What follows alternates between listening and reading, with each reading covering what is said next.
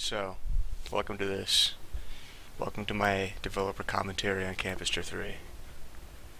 Um, Now, I've already recorded this once, and it was like a half hour, alright?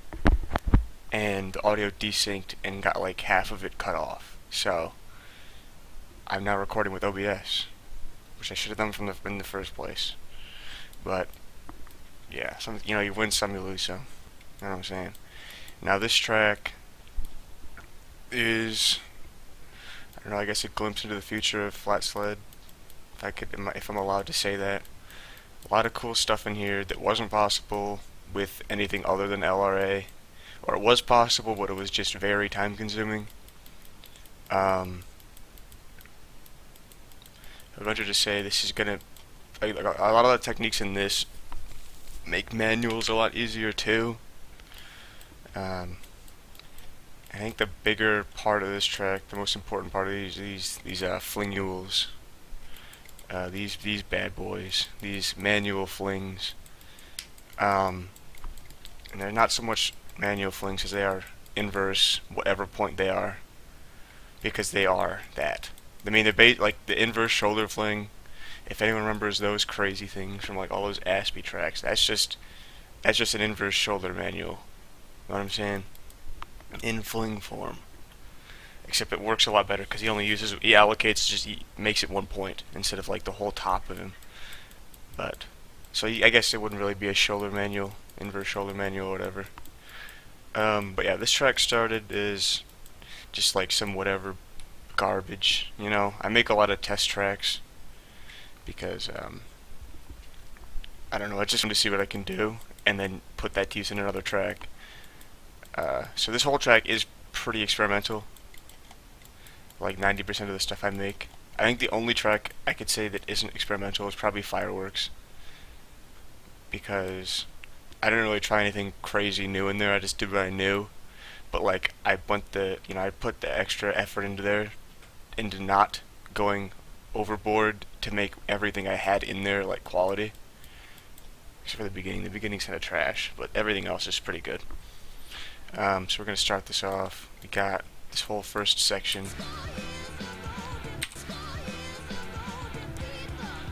And, you know, classic stuff. So, I mean, this track started off from like here to here is just some random shit. Actually, from more like here to here. I made the flat sled fling. I'm like, oh wow, this actually works. This is a thing that I could do. This is a thing with a learning curve. And they do have learning curves. In fact, you can kind of see how I get better at these over the track. Less and less stabilizers. Like this one has one. This one has none except for the part where I stacked it, which is, you know, they're able to be stacked as well, more so than any other fling because of Bosch's like location, his like position. It's really close to Cramule because he's like so adjacent to the line and stuff. But yeah, another thing are these kind of these curves. When I made this, I'm like, oh wow, this is cool. Look at this. As you can see, this is every frame it moves 10 degrees, or angles 10 degrees. Actually, it might be 5. Every frame is 5 degrees, and every line is at his foot. Every forward flat sled on this track is lined up with his foot, and every backwards is either with his butt or his second peg or something. I don't remember. I tried to keep like a steady thing so that it would look better in color. But I think I still messed up the backwards stuff. I mean, everything is allocated. Each frame has its own line in the curve. We get to this. I mean, I also learned how to do Cramule curves during this whole track. This is just more experimentation. This one didn't really turn out too well. This is like a head riding fling. It's kind of really stabilizery. I could have made a better one later on. This is a cool manual. Forgot about this. It's like only like 2 of these frames are Cramules. The rest are just like this really messed up thing. And these are really easy to reproduce as well. There's a few more later in the track. We get this, the first tube that crosses over itself. All those lines are used. We get this again. Those are cool things. I might make a sequel to this. Or not like a sequel. Like over here, we had these things to do. Alright. Tubes. Tubes are kind of dumb. Sorry that this is off track, but it'll all come back together. Tubes are kind of dumb in that, like, if you do like this kind of tube, where you're going along this line, all these lines aren't used, alright, unless you like do this kind of job, you know, where you make them used, and it just kind of ruins it, in my opinion. That's how tubes have been this whole time, you guys, or at least 90% of them. Only one side actually works. Isn't that stupid? The other side is just like a stabilizer that works like every 5th frame. Isn't that dumb? What LRA's taught us. Spirals. I was really inspired by Rabid's spirals, and I was going to do like a few of them in this track, but I didn't really get to it. And then fast. See, halfway through I'm like, oh, I want to do a high-speed section, but I was already halfway through this, and if I were to make like a high-speed section, it would be going like all around, you know, not really crowded, and kind of removed from the point of this. So I'm probably going to make another flat sled this very fast, so I can have like a lot more, because like the faster you go, the more lenient you can be, and the less chance you have of colliding with an older track. And even when you do, you're probably just going to line glitch through it. So there's that. It's also like a lot more lenient with the tricks you can do. Like you don't got to worry about hitting stuff from the last frame, which is a problem in this track. These big flat sled flings are very hellish to make because these lines are huge, and they always affect this last frame. Where are we? We're here. Another flat sled. This is the first one. I'm like, well, wow, you can stack these too. These are really feasible. Like I mean, they're very feasible flings, very feasible multi-contact. We get this. Now these maneuvers are some of my favorite in tracks. Like these big sweeping maneuvers, like that. So nice. Something about them. Those in the top half circle shoulder pinches that are like that. Those are always cool. Well, actually, any movement in like the top half of a circle where he's going like on this side, sync to music. That's how you make me give a track 5 stars. Some more Cramule stuff here. There's a lot of Cramule stuff in here. There's a lot of cool stacks too. Something that I wish people would take more advantage of. I mean, stacks just aren't for quirk, you guys. I mean, there's a lot of applications. But here, this is probably my top 3 favorite flings in the track. I'll turn on contact points. Let me flag it first. I'm using the alpha right now because the beta kind of lags a little bit during line testing, and yeah, you get this. Now these are very stacked lines. You can tell by how dark this is, the underside is. Now these are very hard to balance. That's why there's stabilizer things. I mean, these are more like 5 contact point flings than anything.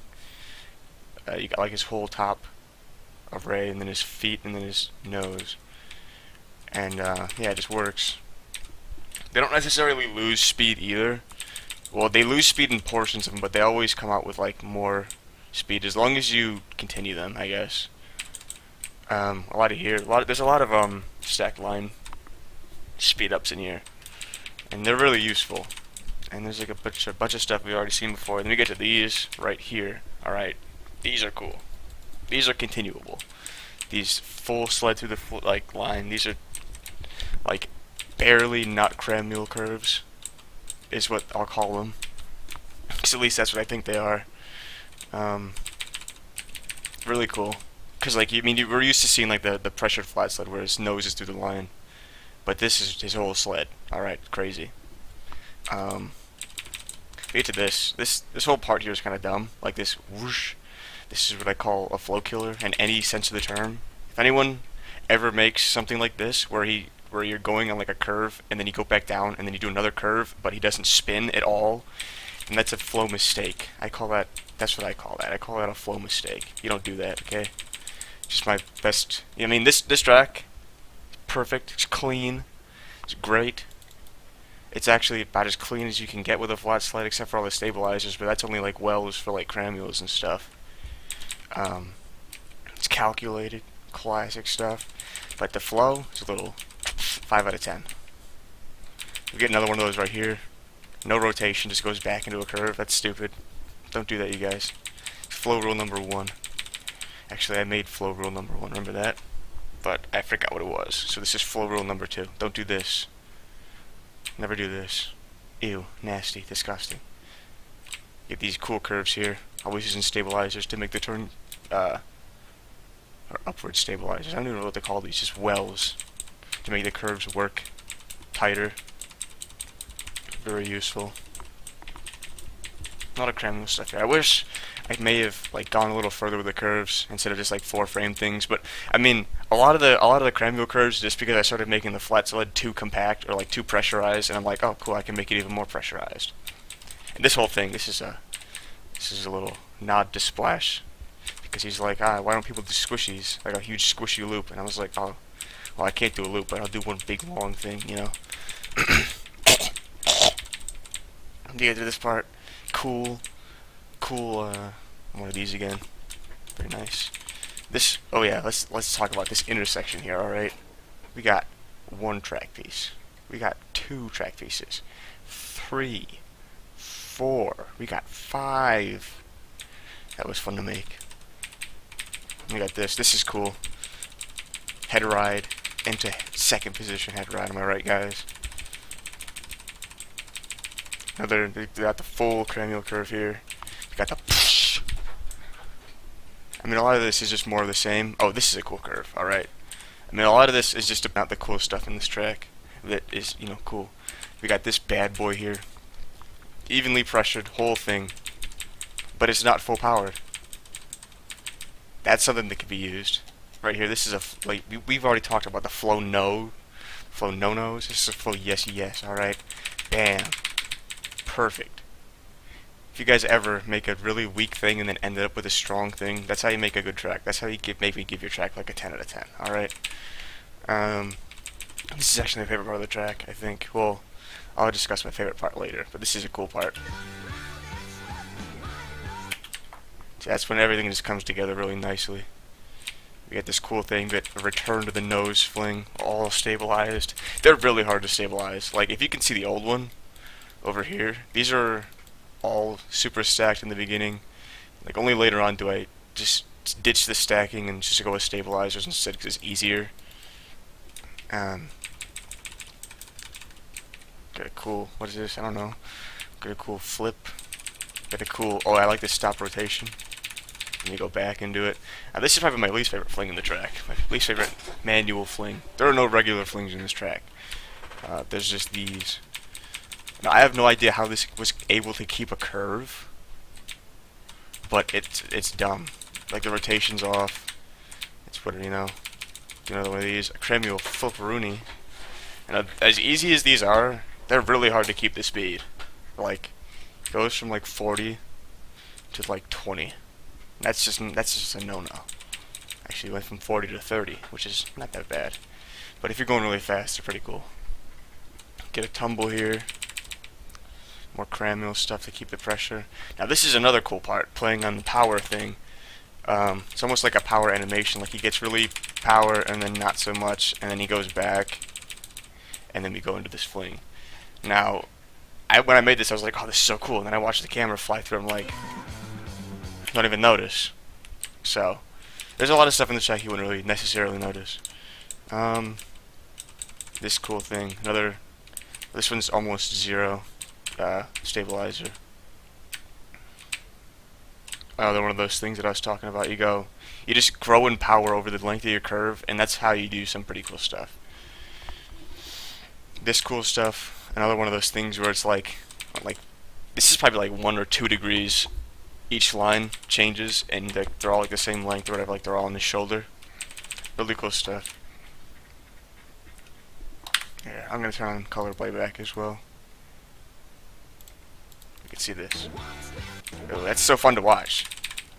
You can see these a few times in the track. These really jagged curves. These are like full power curves. The only reason there's like these backwards ones is because that's the most powerful I could get. Cause like, this is like jamming him against the line. This is just like the recoil help line. You get like this again, bam. See that super thing? Then like that's like the only way I can get him to not die is if I did that. I don't want to have like stabilize. I don't want to have like wells and stacks of everything. You know, I like to have like a bit of a challenge. Get to here. This is another one of those almost cramuel things. This is a longer one. They're not hard to make, really. You just gotta have, like, pressure them enough. This cool tail thing. Get this all whoosh, whoosh. This is probably my favorite fling in the track because I mean, it kills all their speed, but it's cool. Like this whole. Actually, I'm gonna turn off color playback. after I flag it again. Okay, it's very distracting.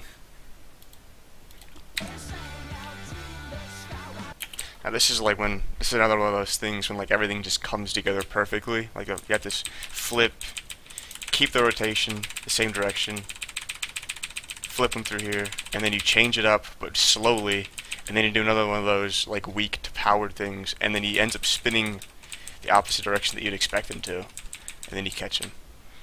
It's a flow sequence. This isn't even much of a fling. It's more of it's just like a sequence of stacks because I didn't want to run into this turn. Sorry for my squeaky chair. I keep falling backwards in my chair. But yeah, this whole thing. Another one of these. It's kind of a mistake area. Should have made that. This cool thing. It's like whoosh instead of vroom. Some cool stuff in there. This is a full powered one, and then after this we get another one of those half powered. Very cool. This whole track is very experimental. A lot of the stuff in here though is really feasible. Feasible, I mean. A lot of recycles here. Classic. Ooh, got that nice line glitch, whatever. Line stack.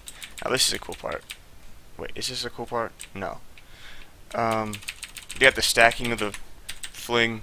Very stackable. In fact, you could just make each frame its own stack, basically. Within limits. I mean, I was kind of limited here because of the area. There's a lot of space recycling in this track. There's actually 0 recycling in this track. Only space recycling, if you can believe that. People might be like, oh wow, that's just baby. But it's a lot harder to space recycle than it is to actually recycle. This whole area here was hell to recycle through. Because when he's in fakie, he's like 1,000 times bigger, it seems. I probably scrapped about 6 sections of track because he died through this portion. It's really trash. This is cool. This is something I want to elaborate on in a further track. These all X curves, very cool. A lot of cool stuff in there. And then we get to the stack. Alright, now, when I made this, I made it like all the way to here. And I was like, oh crap, does this fit? Because that was just so fast. And then what I did, alright, because look, okay, here's my little thought experiment, alright? Tell me if you can follow where I mean, don't tell me, okay? Just look, it's like, oh fuck, we're back here. Wow, I was really far back.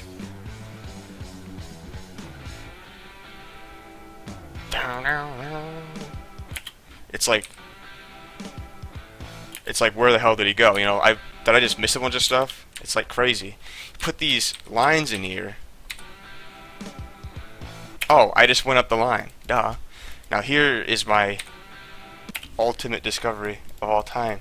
Make a huge stack. Draw where he's going, and it's instantly like 100 times easier to follow. It's really accessible. Okay. Makes the track a lot more accessible. Gets rid of the guesswork. I mean, it gets rid of like half the work that goes into knowing where Bosch goes. So you get to focus on his movements more, like on what he's doing. Very nice. Very good stuff. I would recommend anyone who's trying to do like those 0 to 100 stacks, do that because it makes the track a lot easier to watch. For everyone else, of course. Not me. We got this, another X curve. Really cool. This whole area here is really cool. At least, like, this rotation is like, this whole curve is like the same rotation. And then we get into this. This is some cool stuff. These head riding. Head riding is it's a manual, okay? I mean, through this track, I kind of coined that any Bosch riding online in a curve fashion is a manual of a different variety. I mean, there's really no reason to say it isn't. Why? I mean, sure, you got your tail manual and your nose manual, but this is a manual because it's not any other type of manual. I don't know, you know what I'm saying? It's not like some random thing. You can reproduce this. I mean, we all know this, but like that's why it's a manual. It's because you can reproduce it. So where the shoulder pinches, if that's what they're called, I mean like the opposite of this. And so is flat sled. Flat sled's a manual as well. We're just categorizing things now. This is actually probably my favorite part in the track. We're just gonna watch this in its entirety first. See, I really lucked out here because I picked the song after I finished the track. And it really fit here. Dun, dun, dun, dun, dun, dun, dun, dun, dun, dun. Now this is a cool part because it just like out of nowhere just picks up. It's like bam, it's a nice stack. I really lucked out with this area. It was really hard to make them not hit this line. Probably my favorite flat slide fling in the track, even if it's not the most clean. Really good stuff here. Really cool, classic stuff. Like the movement's just really. This is like I'm always talking about how like oh wow, this is where it all came together. This is a flow sequence. Well, this is the flow sequence in the track. This is probably the climax of the track. Going like this stack, boom, pushes them back down. This is probably the most noticeable almost cram meal. And because like the problem with all of them in the track is that they would collide with earlier track pieces, and it was just trash. All right, and I was like, oh, I finally did it. Finally get to make a huge curve of them. Nope, collide with the earlier part of the track. So I just made it a cram meal thing. This part's cool. Another one of those. Oh shit, wrong place in the track. I'm so stupid. Ignore that. We fall through here. This part's cool because he goes from like 40 ppf down to like 15, but this curve is so cramped because of all those stacks, and it looks really cool. Like we got, bam. It's like it's so I don't know, it's so crazy cool. Back through the intersection, crazy stuff. Is that a thing? No. Tube. This is about as far as I got with tubes. I'm like, oh wait, you can't even use the other side. Why should I even do them? Another one of these. This is what I was getting at earlier. Another one of these things. It was more like a fake to make this look like it was all one line, but stupid, dumb stuff. This cool thing. I like this. Like all the stacks in this track have these green lines because, or at least like all the majorly direction changing ones because it makes it infinitely easier to follow. More just random kind of filler stuff here. This is where the cool part kind of dies down. I mean, I tried to make it feel like it was dying down because I wanted to end it. Cause I was getting, like, I mean, I made this track in 2 weeks. Well, the days I made it could combine into 2 weeks. You know what I mean? Which is crazy for me at least. And I was starting to get like a little tired. I'm like, you know what? I probably should just wrap this up. So I did with the cool little stall, like the half cram though, because I don't know, I couldn't think of anything else. Nobody makes. Look at this. It's a cool stall. It's like wow. Look at Bosch. What a fucking guy. But yeah, a couple things to take out of this track. LRA is great for making curves. These are. Well, there's probably no challenge to cleanness, as in these are like fucking perfectly calculated and shit. Not even. You just do this. Watch. Where's the line tool? You can do this. You bam. You find out what angle it's at. It's like what, 95? 95. Okay, let's make it at a 90-degree angle. Okay, well there's your 5-degree change. You just do that again. There's a lot of stuff that you can do in LRA that you can't do with anything else. Specifically related to manuals, which is something that I think is great because initially for me LRA was just some quirk thing. It's like wow, quirk is so much easier. But look at this. These are flat slide. This is future flat slide. I mean that's exactly what this is. I hope it makes a comeback because there's a lot of cool stuff you can do that I didn't even get to explore in this track. That you're just gonna have to wait for a future track in. That's why I get them. But yeah, that was the developer commentary. Yeah.